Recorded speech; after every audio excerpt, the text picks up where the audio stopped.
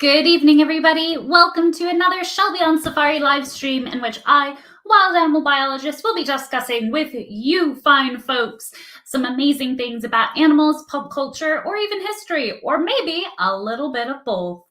Alas, yes, Shelby, I should probably put up a little banner. If y'all are here with me, be sure to drop a comment, whether you're watching live or on replay, so that way I know you're here. It's always nice to meet new friends and see some familiar faces, like my friend Lucky LD. Hello. Oh, hello, Jason, as well. Long time no chat. Fabulous to see some amigos here tonight. And it is an exciting evening because we are discussing Pokemon Legends Arceus. Now, it is a crazy new game on the Switch. There has been a lot of hype over the past few months about leaks and this and that and all sorts of stuff.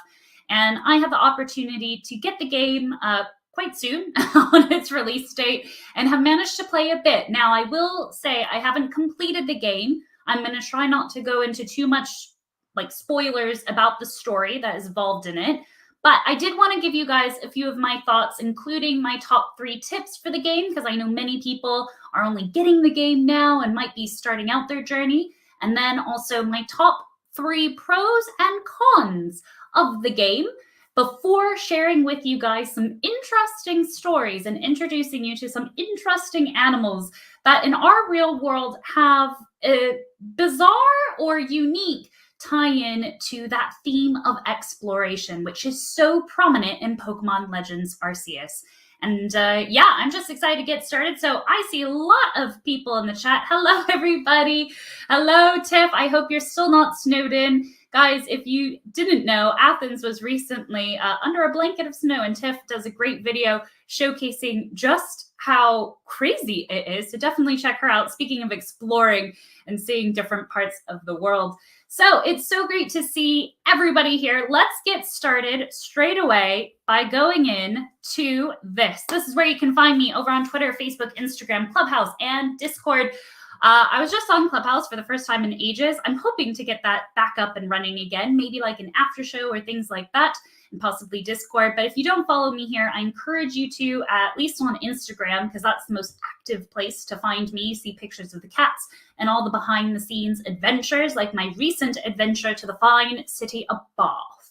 And no, I said it in the British way, but I over-exaggerated it because I sound ridiculous when I say it with an accent, including a thing actually on my reels. I'll be sharing a crazy thing that happened to a few of us when we were exploring a small little town, and we walked into a very, very incredible activity that was happening. But more on that later over on Instagram. It's now time for us to dive in to my top 3 tips for Pokemon Legends Arceus. And let me know in the chat as well if you've got the game, if you've started playing.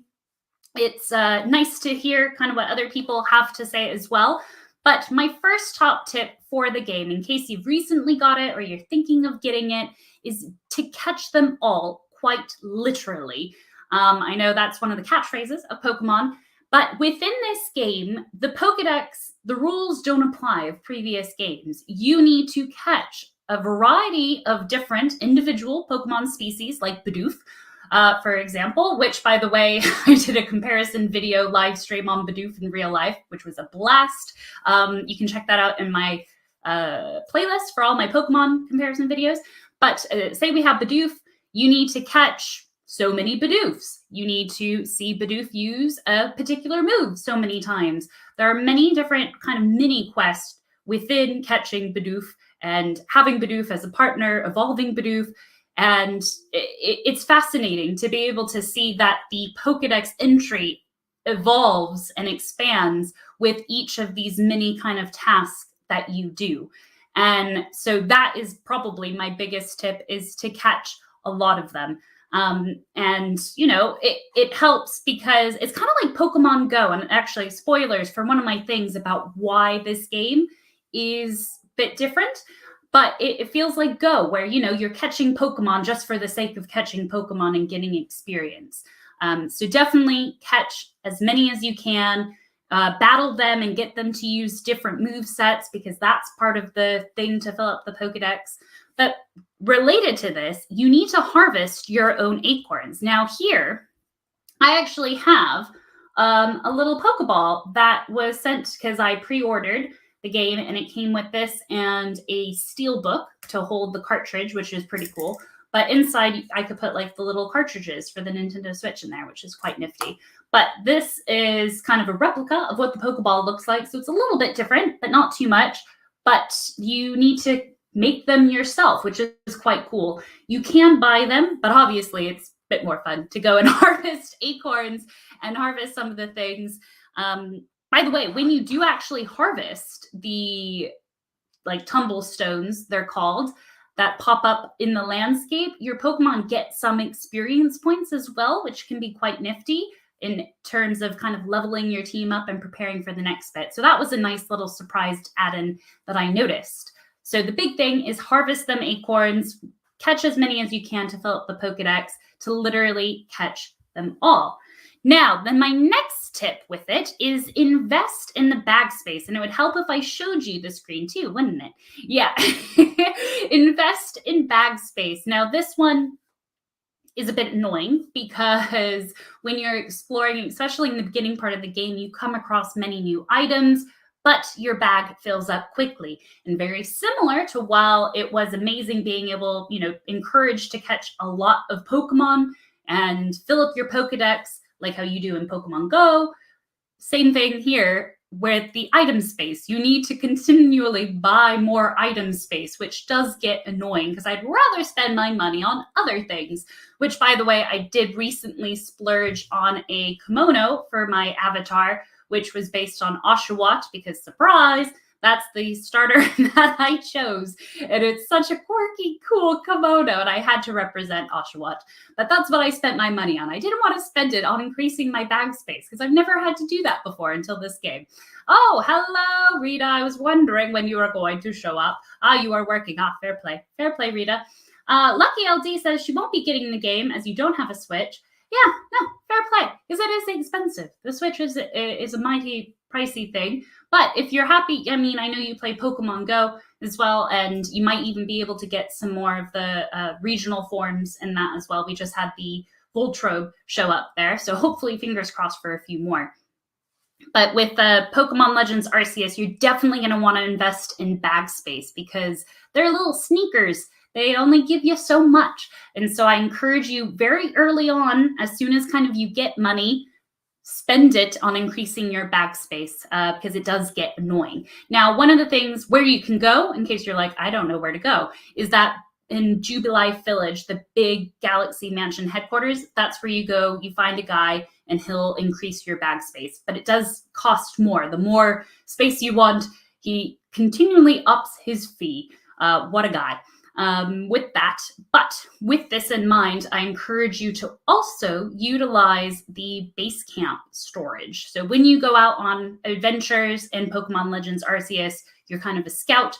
You're sent out to explore and fulfill certain quests, but along the way, you want to catch as many Pokemon as you can, harvest apricorns and whatnot, but you'll quickly run out of storage. And so at the base camp where you can get back to quite easily, you can then use that area to store items that are linked to like your storage at your house in this village and things like that. So I encourage you to use that item storage to put things like a Firestone or I don't know, Stardust, stuff that you don't immediately need out on your excursions or expeditions, whatever you want to call it, but keep it there for later and keep your bag space open for some of the things like harvestable items and things that you can do to create potions. Because that is a really cool part of this game that I'll get into in just a bit. Because one more tip for you guys is, tip 2. Didn't I just do tip 2? Oh boy, can I count? That's tip 3. But it says tip 2. It's been a good day. So tip 3 is explore more. Now, I have Weirdeer on here, one of the early Pokemon to be released for us during the excitement in the lead up to Pokemon Legends Arceus. It is a rideable Pokemon, and you can jump over things and whatnot, but I encourage you to explore the areas as much as you can. In particular, use the ride Pokemon like Weirdeer in the very beginning, because he's one of the first one. He is the first one that you get the ability to ride to explore different areas, and especially his jumping ability. It does take a bit of practice to get used to using it, but when you can use that advantage to get up to higher levels and explore different areas, it is beneficial. So yeah, I encourage you to explore more in the game, because so often I find with some of these games, you just want to complete the story and get it done and out of the way. But I'm of the mindset where, it's okay to be distracted by the layout of the land and explore to find different Pokemon to battle your team up. I know there's many different strategies out there, but I'm very much of, I'll get to the story when I get to it, but I'm going to enjoy exploring and seeing different Pokemon in different parts of the game. So with that, oh dear, spoilers for one of the animals I'm going to talk about later. Now for some quick pros and cons. And the chat's very quiet. Chat, let me know. Lucky LD says she's not going to get the game, but she does play Pokemon Go. Let me know if you've got the game already and if you're playing it. But also, who is your favorite Pokemon? I think we haven't discussed this in a while, and it would be really beneficial to talk about our favorite Pokemon, because I feel that it is relevant, because one of the things I will be discussing when I share my top tips, as well as later on at the end of the evening, I will share, or maybe during this time, I'll share with you if I did catch that shiny Baneri. So over on my Instagram, when I was playing over the weekend, for the second time in my entire life of playing Pokemon, right? So I played Red and Blue when Red and Blue came out those years ago, not to like age myself or anything. And ever since then, I've played, all the games. I've once actually came across a shiny Pokemon in the wild, not trying to shiny hunt, just randomly. And this was the second time. The first time was a Heatmore. No, it was a Heatmore. And then the second time now was a Baneri. And so I'd like your opinion. Do you think I caught it, or did I not catch it? Hot take. It caught me by surprise. I squealed. I was like, what? I thought I had something in my eye or something. I was like, is there a glitch in the game? I was like, oh my God, it's a shiny. That's the face I made. Anyways, okay, so really quick, before we get into some bizarre animal expedition stories to tie into the theme of exploration in Pokemon Legends Arceus, as we do, we often pull from Pokemon and pop culture into one. In fact, I'm actually going to introduce you to an animal that I'm pretty sure needs a Pokemon version, because it's way weirder than any Pokemon. So yes. Oh, hi, Lucky LD. You're a he. Oh, sorry, Lucky LD. Apologies for that one. But Lucky LD, he said that he plays Pokemon Go and will not be getting Pokemon Legends Arceus.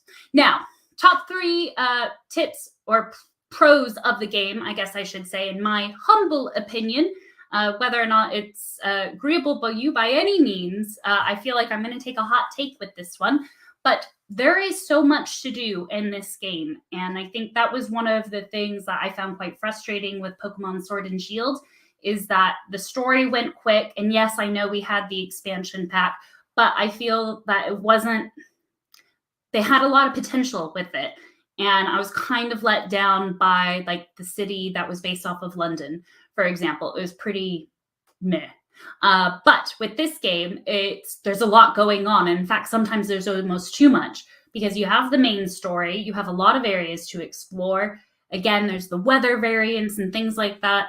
And there's also little mini research tasks almost from random people in the village and whatnot, that you can spend your time doing those instead of the main story. So there is a lot to do. And I imagine, especially with the requirements to fill the Pokedex page of a lot of mini things, to like so many to catch, to see them use so many different moves and whatnot, that you could play this game for quite some time.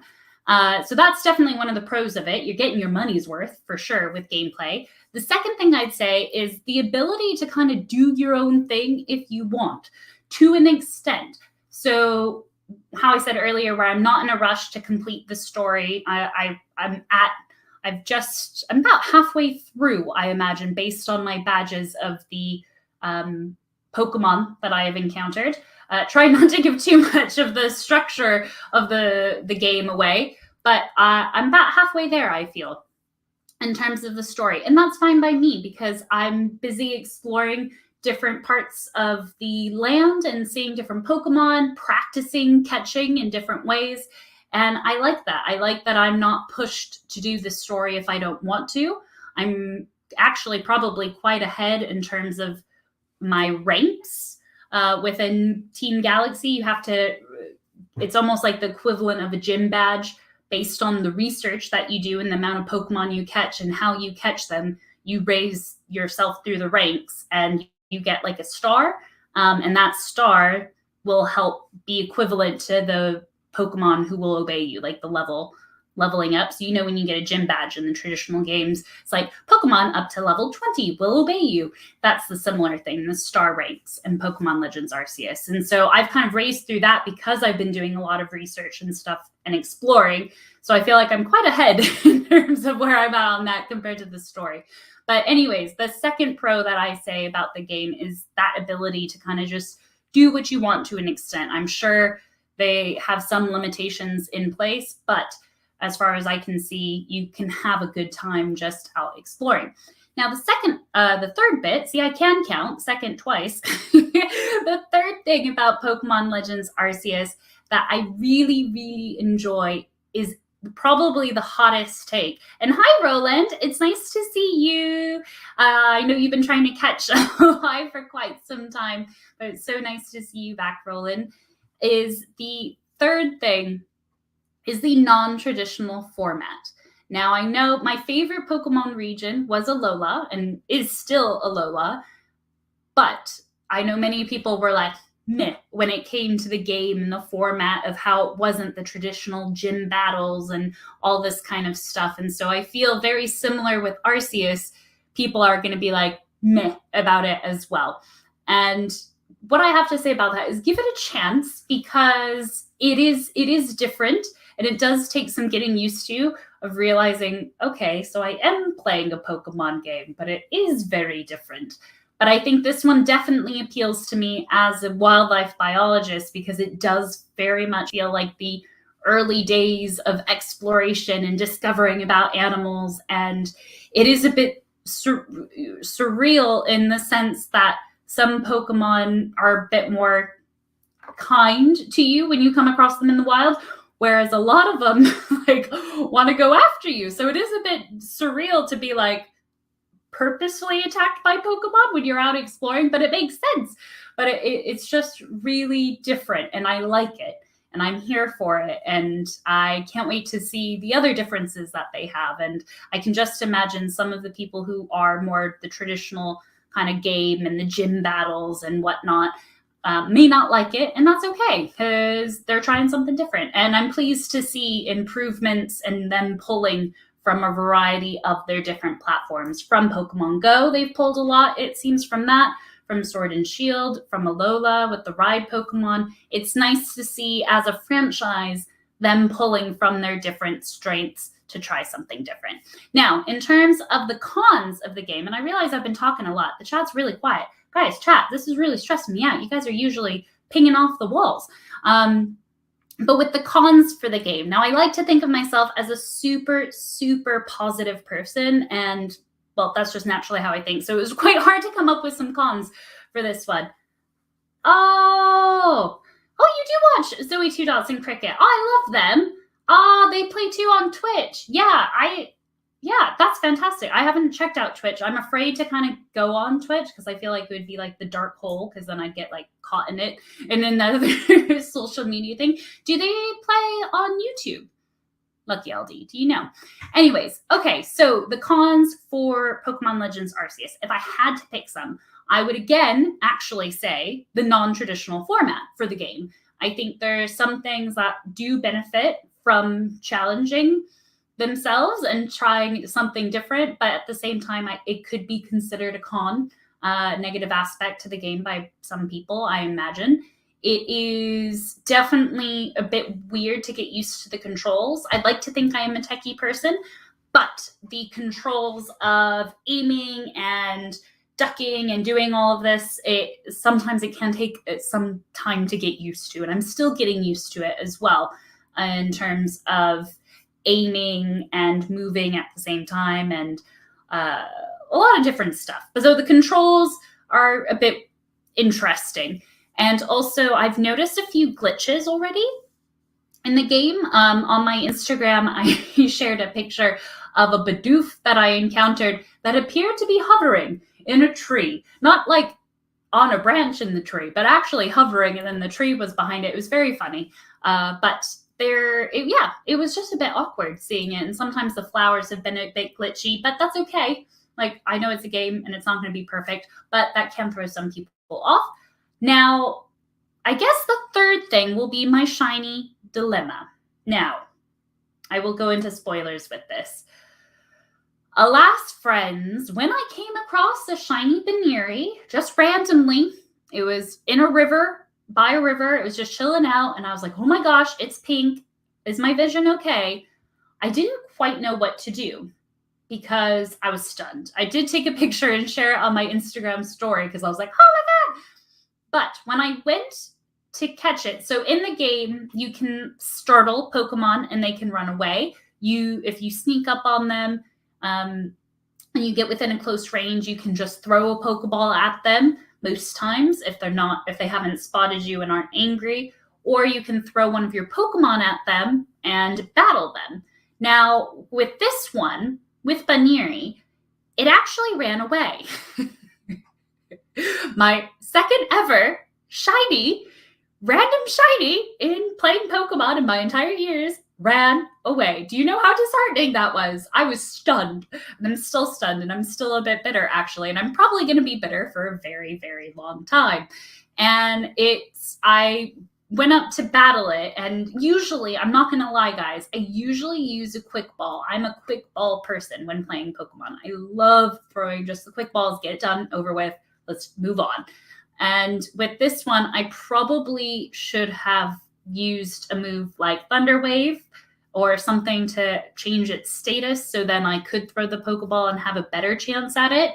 And it also probably doesn't help that it appears Baneri is quite a flighty Pokemon in the game anyways. There's been a few Pokemon that I've encountered that are very quick to run away. So when you first battle them and you approach them in the game with your Pokemon, they'll just run away.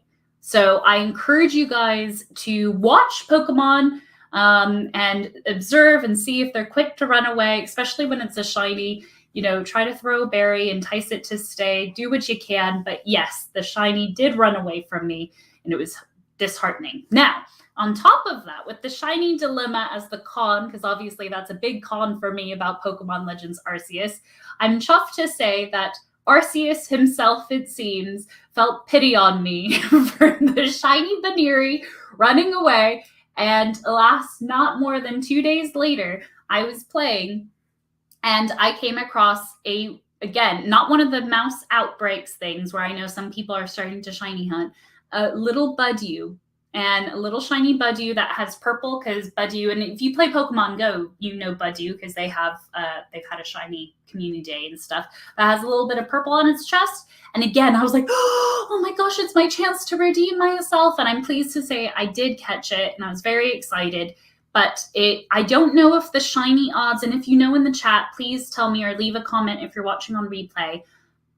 I don't know if shiny odds have changed in this, but to come across my second and my third ever random kind of shiny when I'm not purposefully trying to shiny chain was stunning.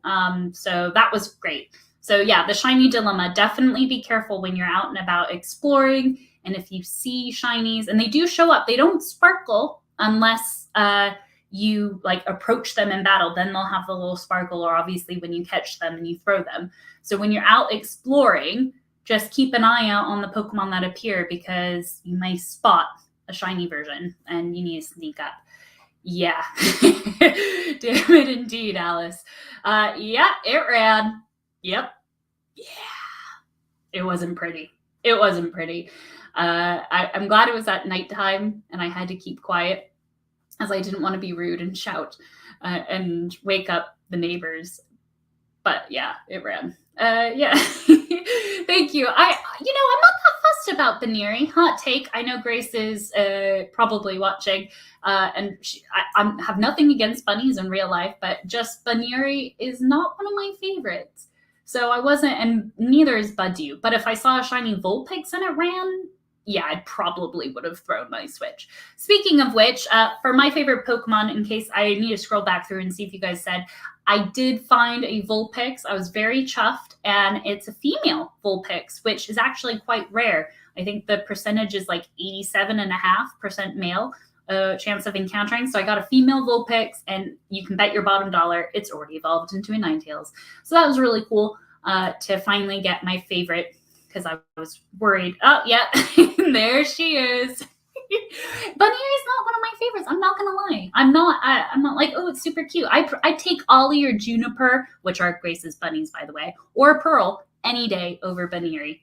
But I did actually get a Togepi, and I may or may not have named it Grace, because that's your favorite Pokemon. Oh, hello, Wildlife Brothers. Nice to see you. Nice to see you. We're just talking Arceus, but you timed it well, because I'm going to be sharing 3 incredible animal stories of both their discovery and some interesting tidbits on kind of conservation that made me reminisce when it came time to playing Pokemon Legends Arceus, the newest game in the Pokemon franchise that is very heavily on kind of history and exploring, discovering species, and learning about them. And yeah, one of the ways you do that in the game is by catching as many as possible, to learn more about them, to observe them. And you very much have to be kind of on your form when you're out there watching your surroundings. And so I wanted to share with you guys some unique animals that have unique histories in terms of that, because as we do here, we combine animals and pop culture quite frequently. If you haven't already, I encourage you to subscribe to the channel, both here on YouTube, Instagram, and all of that jazz, because we always got something going on, whether it's a live stream or a new video or whatnot. And now that I've hit my 1,000 subscribers, I'm excited to say that hopefully in the next few weeks, I'll be able to go out and travel again and take you to some amazing places, and maybe try doing a YouTube live while I'm at a collection or something. So yeah, watch that space. But anyways, without further ado, let's get started talking animals. So the first animal that I want to talk about in relation to real life exploration and quest in the animal world is sloths. Now I'm excited because I know a few people who are watching that really love sloths, or sloths. I will also pronounce it that way as well. But sloths were first noted by the 16th century Spanish explorers of South America. Now, in particular, I want to read from the book, The Summary and General History of the West Indies, written in 1555 by this fine gentleman here. That's not the gentleman. This is the gentleman. This guy, get this, his name is fantastic. Gonzalo Fernandez de Oviedo. In his book, he writes this fabulous paragraph about what one can only assume is this bad boy. Here we go. I'm going to try to read it. I won't read it in an accent or things like that because I have a horrible accent. But here we are. Story time with Shelby, or actually Gonzalo, I should say, since this is his work. Again, this is from 1555, guys. He says, "There is another strange beast, whereas it is one of the slowest beasts in the world, and so heavy and dull and moving that it can scarcely go 50 paces in a whole day. These beasts are in the firm land and have a very strange, to behold, for the disproportion that they have to all other beasts. They are about 2 spans in length when they are grown to full bigness, but when they are very young, they are somewhat more gross than long. They have 4 subtle feet, and in every one 4 claws, like unto birds, and joined together.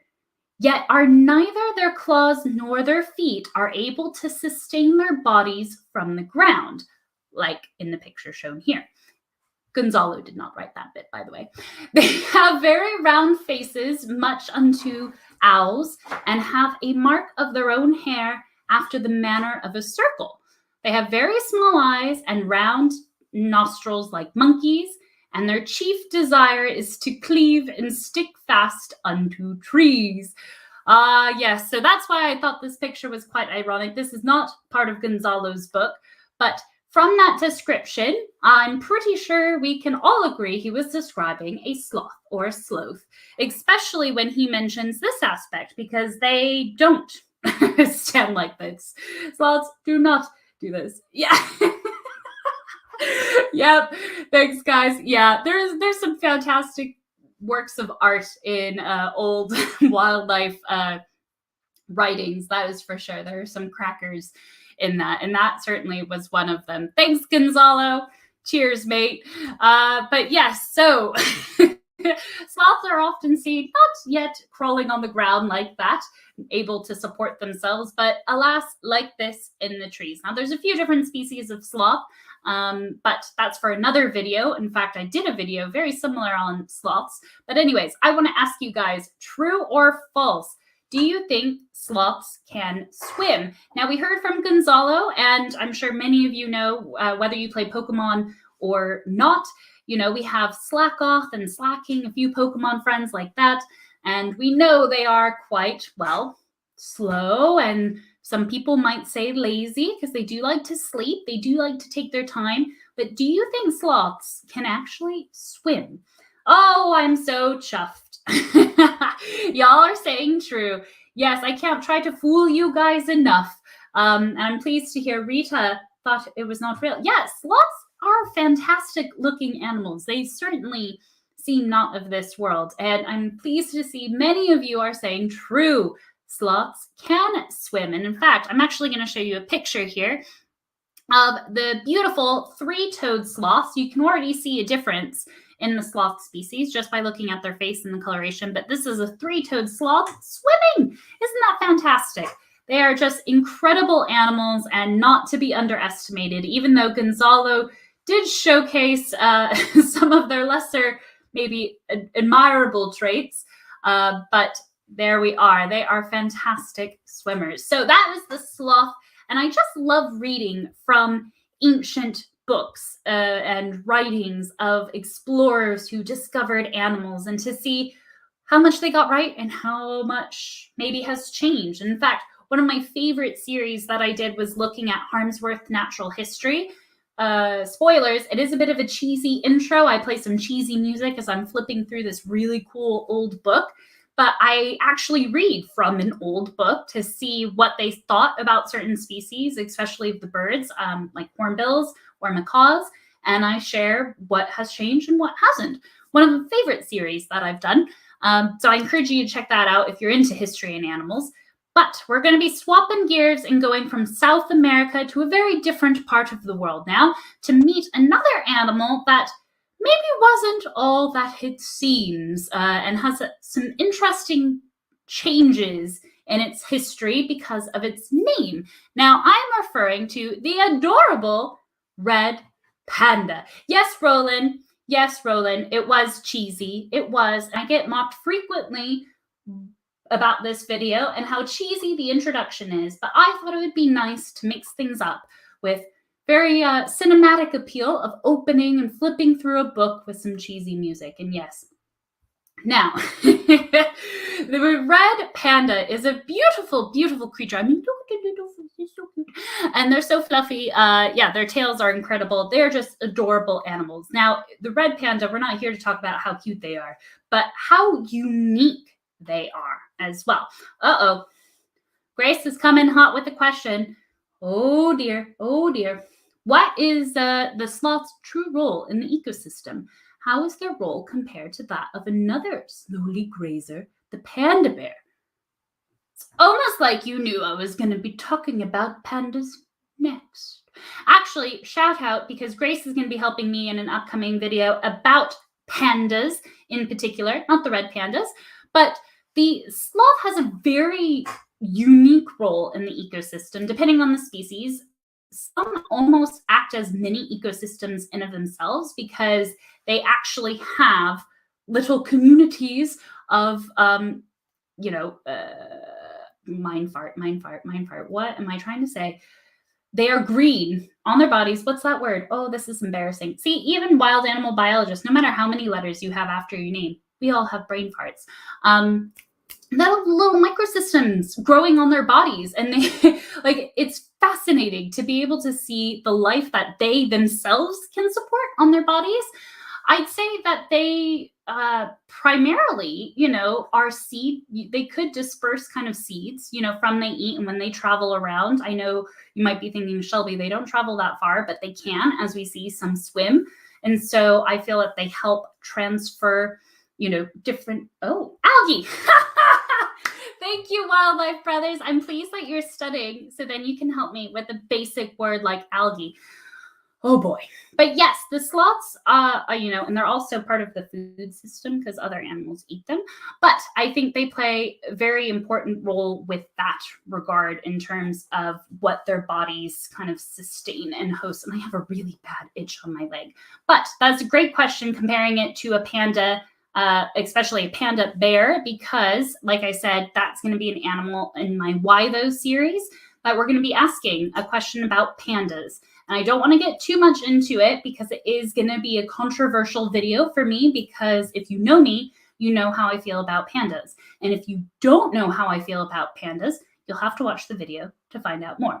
But red pandas, because we're going way off topic and I don't want to get distracted from the red panda because I actually love and adore the red pandas.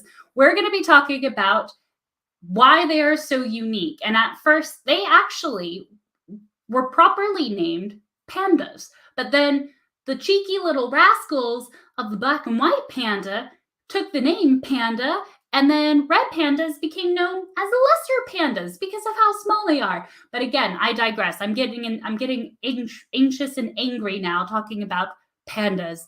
But red pandas were actually discovered by this fine gentleman. Well, not discovered, described by French zoologist Frédéric Cuvier, and he first described the western red panda in 1825.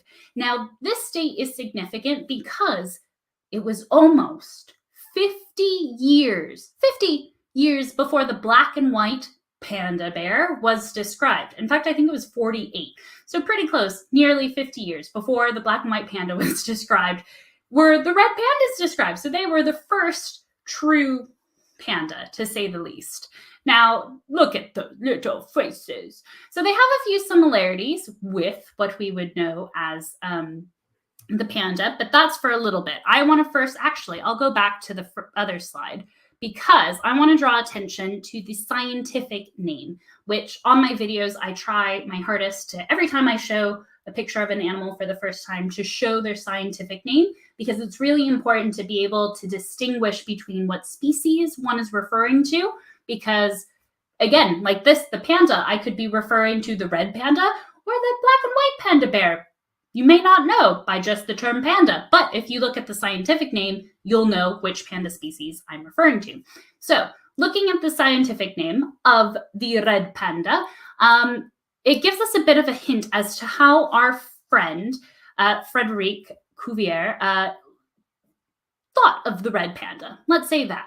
Because after he witnessed the beauty, the majesty of the red panda, he declared that it was the most beautiful animal he had ever seen. I mean, that's a pretty big compliment. I mean, I bet this guy had seen a lot of pretty animals. But for him to say it was the most beautiful animal he had ever seen, and he named it, actually, I wonder if Tiff is still here, he named it Aluris, which comes from the Greek word Aluoris, which means cat.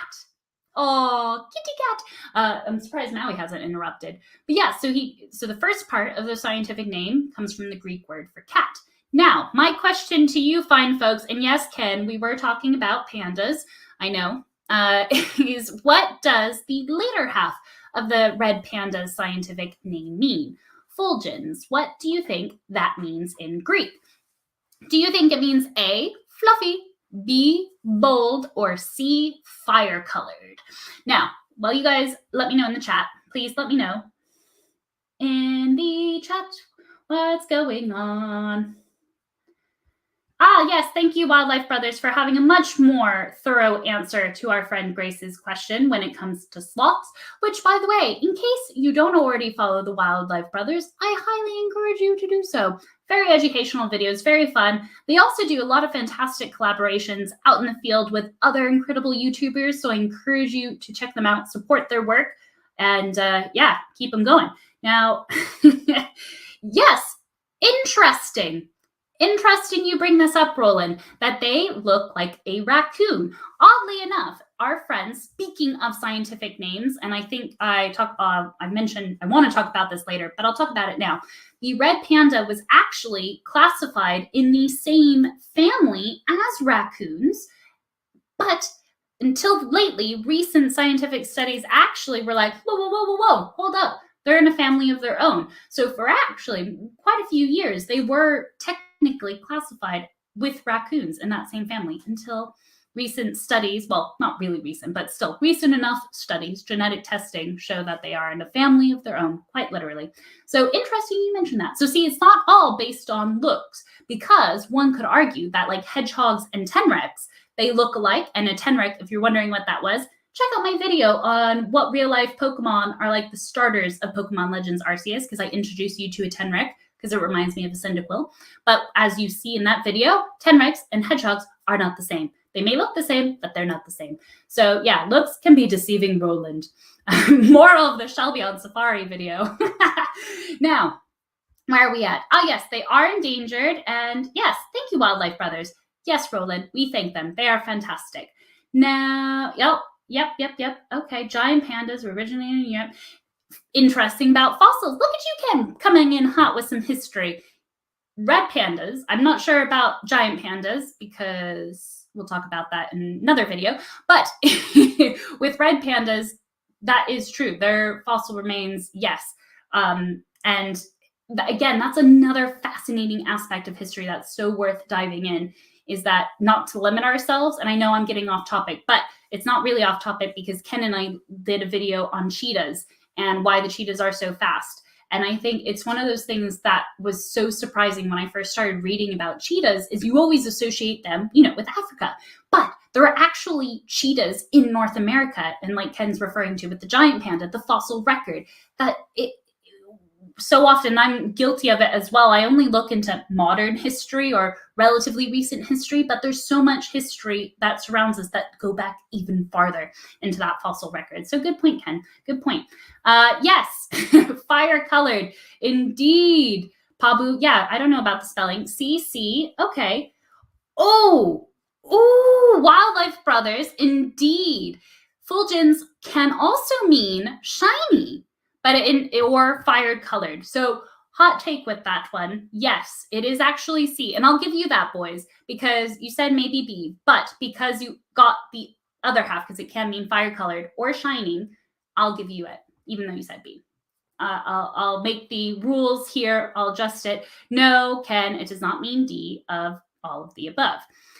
Yes. Pablo is like a fire ferret. Yes, no. I won't ignore you. No, that's a good shout out. And yeah, for our friends who are wondering about Pabu, referring to Avatar: The Last Airbender universe. So yes, anyways, yeah, that's right, Grace. You tell Ken. So I'm glad to see the chat has now come alive. Thank you to everybody for shouting out. And yes, so the fulgens means in Greek fire colored, or as the Wildlife Brothers kindly pointed out, it can also mean shiny as well. So referring to the cat, fire colored cat, or shiny cat. So cute. Either way. So Ken mentioned our friends, the giant pandas, or the black and white pandas. Now, they and red pandas share a common ancestor that lived millions of years ago. So talking about looking back in history. But that's not the only thing they shared. They also share the same habitat, bamboo forest. Now, because they share some similarities, like Roland mentioned, kind of the raccoons aspect, sometimes that means we can kind of clump them together. But like I said, red pandas are actually kind of in a unique family of their own.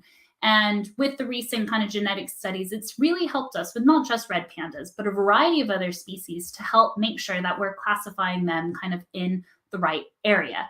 And Alluridae is the kind of family name, in case you're wondering. So Alluridae, Allurans, Fulgens. But yeah, there's so many cool things within taxonomic studies, and it does frequently change. And I guess that's one of the things that some people might find frustrating with science, especially when it comes to classifying animals, is that it does change. But it changes because we find out more, and we, have better DNA testing and can do these tests to figure out the tree, of where the animals sit on the tree of life kind of thing. And I think that's one of the things that made me think of the red panda with regards to Pokemon Legends Arceus, is that in the game, you catch one or two kind of Bidoofs, again, for example, and you don't know that much. But the more you catch and the more that you study them throughout the game, the Pokedex entry expands. And kind of same with our real world.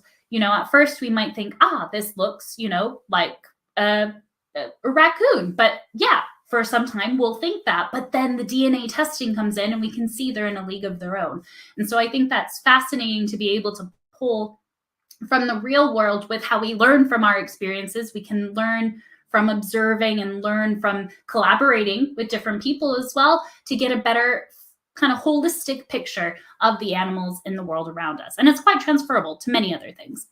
But the last animal before I leave you friends on this fine evening after discussing Pokemon Legends Arceus, my tips for the game, as well as pros and cons about it, and now discussing some incredible kind of animal discovery stories, is the eye. Probably one of my favorite species in the sense of I have a thing for the ones that have a bad reputation but are so cool, like vultures. Right.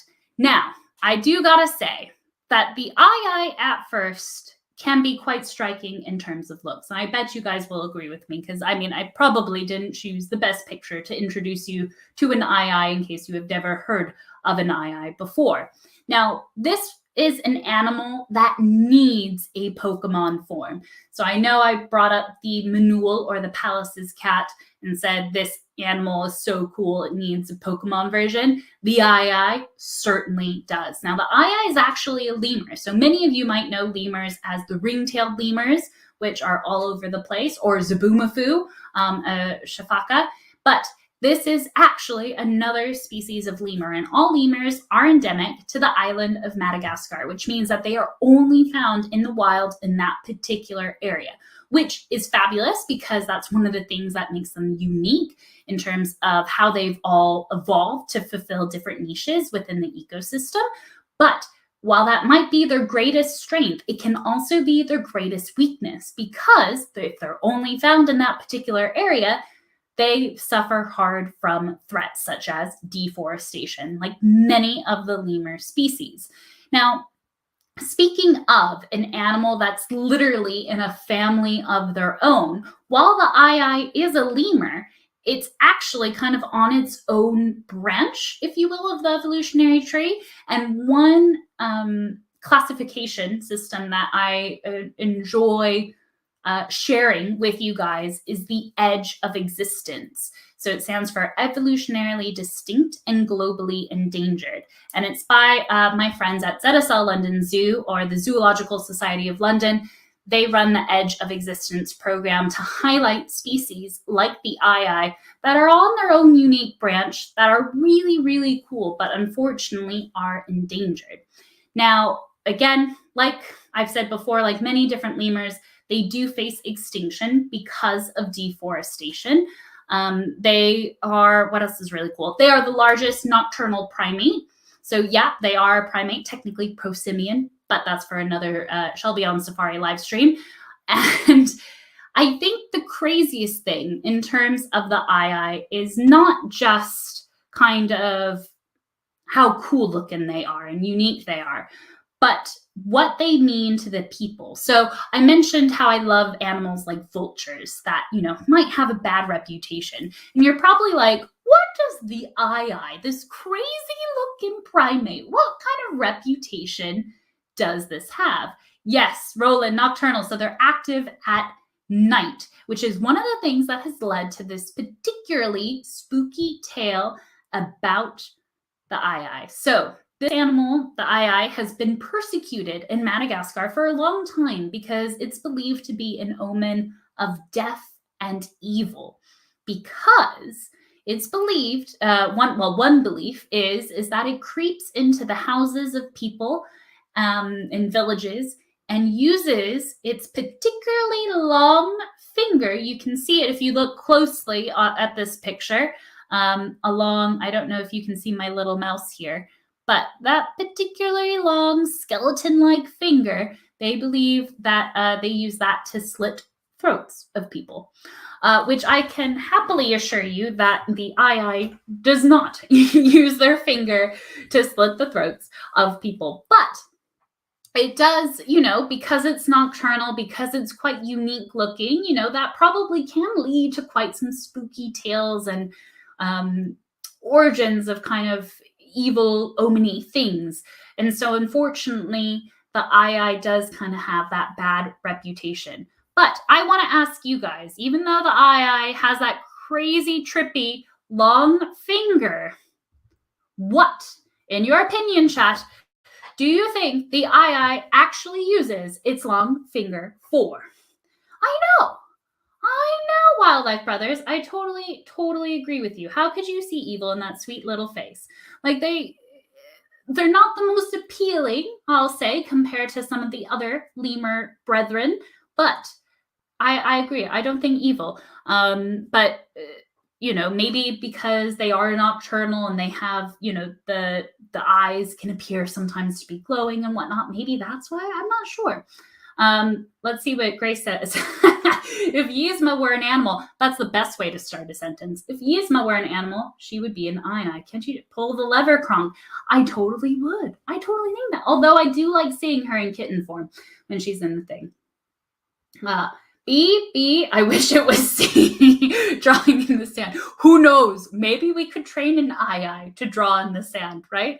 That'd be fantastic. Oh, hello, Emma. You made it just in time. We're talking about the eye. The eye would be a cool animal for you to put onto one of your amazing craft creations. I don't know if there would be an eye pattern that you could put into a cool bag, but that would be fantastic. Fantastic. So the eye doesn't use its finger for slitting throats of people, I'm pleased to say. Instead, the eye, alas, does not use it to poke other eye, but they use it to tap out grubs. Now, this is a really cool way to eat, and I'd like to think of it as a woodpecker. In fact, they're often referred to kind of as the Madagascan woodpecker in this regard because of how they use the finger. Now, I have a little video. Oh, look at that. Oh my God, it's working. So it's going to play on replay, but they use that finger. I mean, look how bizarre it is compared to their other fingers, but they use it to literally tap. And you might have noticed their big ears that will then be used to pick up sounds of these grubs moving within the tree. And then when they hear the little grubs from the tapping, they will then use their teeth, which are quite gnarly, or in their claws to get the little grubs out, to rip into the tree to get them out. So by tapping, they are foraging to get their food. Isn't that so cool? So again, like the Wildlife Brothers say, I don't know why you could see evil in these little babies' faces just tapping away to get their food. I do want to mention, because I have highlighted a few of the zoologists and Gonzalo who wrote about the sloths, I wanted to throw into conversation a fantastic conservationist who really has paved the way. I know many people bring up Jane Goodall or Sir David Attenborough, but Gerald DURRELL, friends, if you are not familiar with his name, I highly recommend I encourage you to look him up and watch some of his documentaries, read his books. He's a fantastic writer, but this man led the way in terms of conservation. Now, zoos are a hot topic for many, but to be completely unbiased with you guys, I grew up volunteering in zoos, and I was lucky enough to start volunteering at the San Diego Zoo. So I started at the best zoo. So my bar is pretty darn high. And with regards to zoos, they're not all created equal. Some are accredited, some are not regulated, but for the most part, if you are a zoo, you are required by law to do research and to be an active part in conservation. And Gerald really paved the way to shift that mindset of just being cool collections of pretty animals to being hubs of conservation to protect species from extinction, but to also really showcase the lesser known species, the ones that people might not care about. And like I mentioned with the ii, they are endangered, they are suffering threats from deforestation. And Gerald Durrell did many different expeditions to explore the wild and collect animals to bring them back. He has a fantastic trust, Durrell Conservation Trust, on the island of Jersey. And in the 1990s, he led an expedition working with, not just going on his own, but working with the government of Madagascar to collect 6 ii, to bring them back into captivity. Now, I know that sounds like a hot take, but it was to provide an assurance population, so kind of a safety net of ii, because we didn't quite know their numbers in the wild. And, how awful would that be for them to have gone extinct and not be able to do anything about it? So they did bring some into captivity. And that's not something new, friends. That has happened with the California condor, and actually has protected the California condor from going extinct because of bringing them into select collections to use them for conservation breeding. But with this, Gerald did many different amazing things, but I wanted to highlight the ii in particular because the collection at Jersey Zoo, the Durrell collection, has bred successfully 8 individuals from this expedition. And they've really showcased how important collaboration is with other collections that have iis to ensure genetic diversity within the captive population.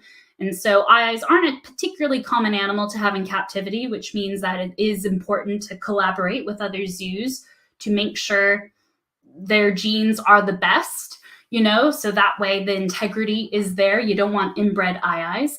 If you want to read more about it, I encourage you to check out his book. He wrote quite a few, including some of his more famous ones of him and his family on the island of Corfu growing up. But there is a book called The Ii and I, which is a fantastic read. Can be an audiobook as well, but I encourage you to check that out to learn more. It's a fantastic piece looking back into the world that was once. And Gerald Durrell definitely is a man ahead of his time in terms of his efforts for conservation of species and really helping shift the mindset of people to consider lesser known species and to want to work to save them. So definitely an inspiration to us. And helped the ii, a particularly interesting looking lemur from the island of Madagascar that I think definitely needs Pokemon version form, because they're just so trippy with the tapping finger to get out the little grubs. They are certainly unique and incredible animals, like the sloth and like the red panda, as we saw. So with that, my friends, it is coming down to the end of the evening.